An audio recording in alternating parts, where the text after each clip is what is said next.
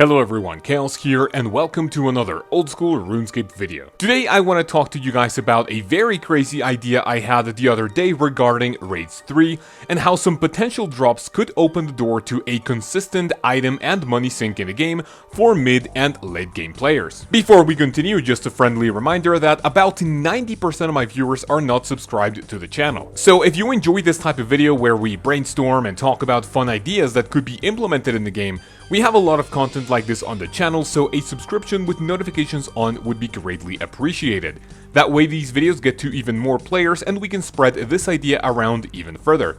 Also, drop a like if you enjoy what you see today, as it helps out a whole ton. Alright, so how is this video going to be structured? Well, we will start with my favorite and infamous disclaimers to give you guys a few ground rules so we are all on the same page. Next up, I'll briefly mention the item and gold sinks the game has currently or has had in the past, as well as mentioning the pros and cons of each one in my personal opinion. Afterwards, and this might be a little controversial, I will give you guys a quick summary about what RuneScape 3 did in terms of item sinks with the introduction of the Invention skill.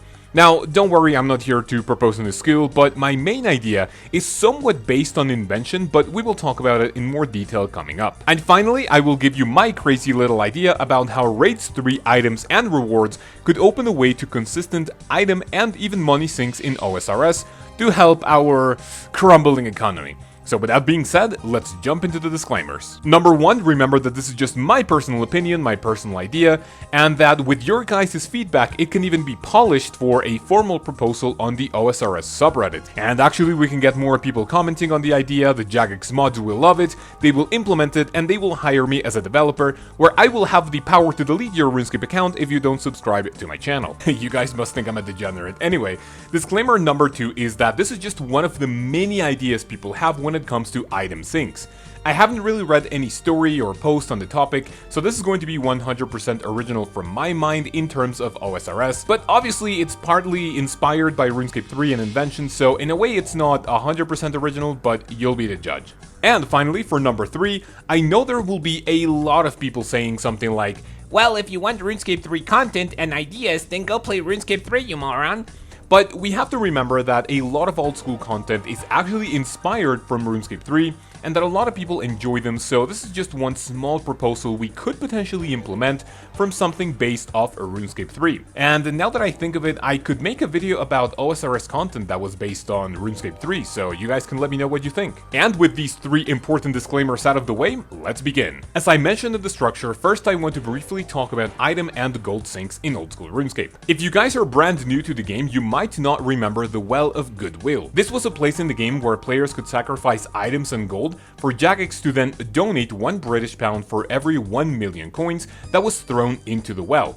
This was actually a pretty nice idea that also provided some benefits to the community, but the reason it was short-lived is because some cheeky politicians in the UK were like, how are people donating real money from digital currency? And as we know, politicians are not really the most tech-savvy people, so there was a lot of political controversy with this piece of content, and it was shut down after the first iteration. The first gold sink in the game was introduced in 2018, and it was the dual arena tax. As we all know, because it is a hot topic at the particular moment, when you bet money at the duel arena, some of your winnings are going to be removed from the game. If your winnings are below 10 million, you will be taxed to 0.25%. If your winnings are anywhere between 10 to 100 mil, the tax will be increased to 0.5%. And finally, anything above 100 million in winnings will suffer a 1% tax that will also be deleted from the game. So basically, if you bet 1 billion GP against someone else, technically you get back 2 billion, but because that is actually taxed, 100 million GP is deleted from the game and you will only get 1.9 billion. This was a decent way for Jagex to do something to combat real-world trading at the duel arena, and although it was a good effort on paper, in my personal opinion, and if you guys remember my previous video, it only makes things worse because players who are legitimately addicted to the game will buy gold, whether it's buying bonds or using gold-selling websites, to fund their addiction even further. And of course, Jagex will just continue profiting from it, but we already talked about this and it's pretty controversial, so let's move on. As for the pros, I think it is a very good idea on paper, like I said before, but the con is that for you to get like a real value from it, only this is only going to affect the high gambling stakers, and of course we've seen millions upon billions and even trillions of GP removed from the game from this tax alone. But this doesn't really affect the majority of players, although I guess it's kind of like a good thing. Now, when it comes to item sinks, this might be more familiar to players because it's a more recent update added to the game, which was in June of 2020. If you guys have been to Death's office, you know exactly what I'm talking about, and it's that if you die and you don't make it back to your grave in 15 minutes, your items will be sent to Death's office where you pay a reclamation fee to get your items back. You can actually pay with cash or with money you saved up at the Death's Coffer. The thing about Death's Coffer is that you can sacrifice items for 105% of their GE value, which gives an incentive for players to dump random items or duplicate pieces of armor and weapons in order to have more money to use in case you need to reclaim your items when you die. This is another amazing idea on paper, but this is where I am going to ask you guys a question. When have you actually used this? How many times have you had to go to Death's office because you didn't make it back to your grave in 15 minutes or less? Realistically, players who are good enough at the game won't use this most of the time, and any duplicates you have you will just end up selling to the Grand Exchange for extra profit. Now, on the other hand, this is actually useful for Ironmen, let's say if they don't have an out or something, and those duplicate items actually have a good use when it comes to sacrificing them to Death's Coffer. But then again, a counterpoint that I just thought of is that if Ironmen are not going to sell those items regardless, then those extra items are not going to make their way into the game, so that's where my idea could potentially contradict itself. As for the pros, I can only think of one, and this is actually a real item sink for players to remove items from the game, but the con is honestly, is it really that commonly used? You guys can tell me in the comments. So this is what I thought of in terms of item and money sinks, but if I forgot something, you guys can let me know in the comments. Now, brace yourselves in the comment section as we are going to talk about something a bit more sensitive. Now, to give you a quick summary as to not to focus on RuneScape 3 content that much, if you haven't heard of the game in a while, the Invention skill allows you to disassemble items which removes them from the game completely. When you disassemble said items, you get things called components, and these can be common, uncommon, and rare. The rarer and the more expensive your item is when you disassemble it, the better components it will give you. And the better components, the better perks you will be able to have for your items. And obviously if you have items that are not as expensive or pretty common, they will not give you that great of a chance at receiving better components. And finally, you have things called perks, which are little bonuses and, let's say, abilities for your armor, weapons, and tools to give them a more powerful little extra boosts that will either increase damage, give you better chance at gathering skills, and much more. Let's take a perk called Precise as an example. You have Precise 1, 2, 3, 4, 5, and 6. The lower tier ones are able to be obtained from cheap components, but the higher the tier and the combination of perks, the better components you will need. This gives players an incentive to disassemble even the best items in the game for the more overpowered endgame perks that can give you a massive boost in DPS or things like defense. I honestly love this skill because of how diverse it can be, but that's the general idea I will give you as to not make this part of the video like an invention guide or even a proposal for an invention skill in old school RuneScape of sorts, but now we get into the juicy part of the video, as I only needed to give you this little bit of context for you to kind of understand my proposal if you have never heard of invention before. And now, the moment we've been waiting for. How can Raids 3 solve the economy in old school RuneScape in terms of item sinks? Now, if Raids 3 is implemented into the game, the easiest and most convenient thing for everyone would be to include new armor and weapons that are going to be tier 80 or even tier 85, but I don't really think the community is ready for that. They're just basically going to deny it. So why not propose using new weapons or new items provided by Raids 3 and actually combining them with existing best tier items in the current version of old school RuneScape. So instead of this new piece of content giving you, straight up all of those items that are not going to degrade, why not make it a lot more fun? I am going to propose 3 little mechanics that hopefully you guys enjoy, you find it interesting enough so we can discuss it in the comments. Instead of giving you new undegradable items, what about we get an item to upgrade either the best armor and weapons in the game. So this is going to be used for those items, and besides from that, we are going to get a spell scroll that is going to unlock a spell to disassemble items, but let's just not call it disassembling because I know anything regarding RuneScape 3 is going to be instantly frowned upon, so let's just call it disassemble for now, but let's not focus on the name too much. And finally, the third category or the third proposal I have is give every single item in old school RuneScape both a category and the tiers. What I mean by category is give them melee, ranged, magic, and possibly something like bonus or maybe like something else. And the tiers regarding, or I guess related to the tier of the item you are going to disassemble. So obviously bronze, iron, steel armor is going to give you bad stuff, but then if you dare to disassemble Bandos items, then that is obviously going to be much better. Now, what this spell is going to be, what I can potentially imagine, is that it is going to be sort of like a high alchemy spell, which whenever you disassemble your items, it is going to be a very slow process. But what about a money sink? What if we introduce NPCs that have the ability to either disassemble items faster or even disassemble them when you are AFK? And obviously, yes, this is also another idea I got from RuneScape 3, from the little machines that alchemize or disassemble your items instantly, well, not instantly, but automatically for you.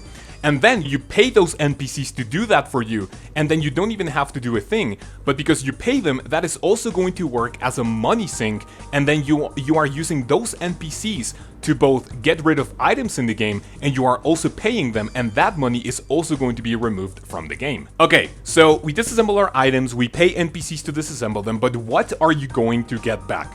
So let's say that for every category of item, you are going to get something, let's call them essence, right? So if you disassemble dragon chain body, rune plate body, rune plate legs, obsidian plate body, it is going to give you maybe, let's call it melee essence, right? You are going to get melee essence, but you are also going to get other, let's call them materials, components, that are going to be randomly generated, and they are going to have a chance at appearing, maybe let's say to either your inventory or something else that we can have, and then that essence and those components are going to be used with the item that we get from Raids 3 in order to upgrade the best in slot to current armor, weapons, or even some lower tier things that we could potentially have in the game. So in theory, this would look something like, okay, I have my Bandos chestplate, I have the upgrade item from Raids 3, I have melee essence, and I have other components. Let's take it either to another NPC that is going to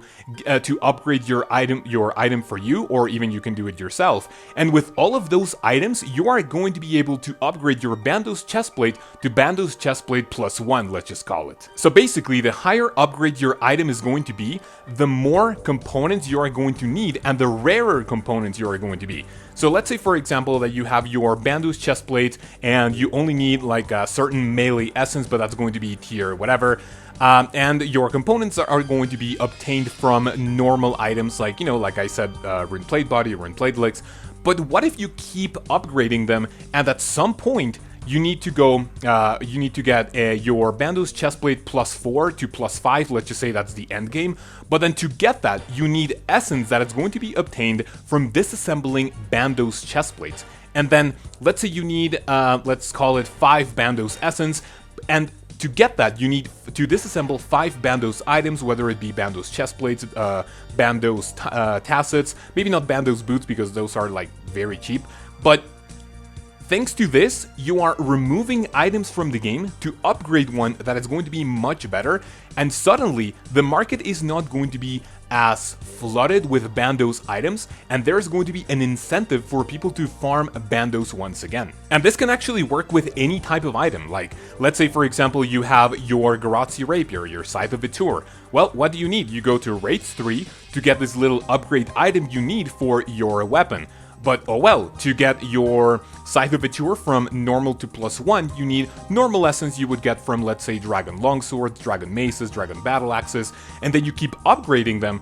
But then to get it from +4 to +5, you are going to need to disassemble or discharge, whatever you want to call it, another Scythe of Vitor or another Grazia Rapier or a Sanguinesti Staff, and then those items are going to be completely removed from the game, and you are going to be able to upgrade your weapons. And honestly, this just sounds like such a cool idea, and I know that maybe this video is already too long, but you guys can tell me what you think about this nice little proposal that I have that could potentially sound a little bit crazy, but I mean, we've had crazier ideas, right? So you guys can let me know. And finally, what are the pros and cons of my little proposal I have for you guys? Number one, we're gonna have the pros. This seems like it could potentially be a real item sink in mass and a real surefire way for players to completely get rid of all their, you know, maybe some duplicates or other materials that they can have in their bank or whenever they make them. Another pro that I see it is that it is now profitable to farm bosses if you need those things to upgrade your end game weapons. And obviously the end game items are going to increase, it's going to increase in value, and suddenly everything becomes more profitable to farm. And finally, this is going to be the end game goal to upgrade every single item you have, like your Bandos, Armadillo, Ancestral. If we are not going to have better new items in the game, we could potentially work from the ones we have at this particular moment. And I only have 2 cons for this little idea. Number one, it is never going to pass. I know for a fact players are going to be against change. They will feel like their Bandos, Ancestral, Armadillo are going to be devalued. But yeah, this is what I personally think. People don't really like change in old school RuneScape. And another con that I could potentially think of is that botting may potentially make it cheap, because if you don't get rid of bots, then obviously resources are going to keep coming into the game, and it is maybe not going to be as difficult to obtain these items. But yeah, those are the 2 things I can potentially think of. So what did you guys think of my idea? Please let me know in a comment below, but I feel this video is already long enough, and I am not going to hold you guys here much longer. Thank you guys very much for watching, and I will see you on Friday's video, where I will tell you my little story about selling my first RuneScape account. You guys have a great day, and I'll see you then.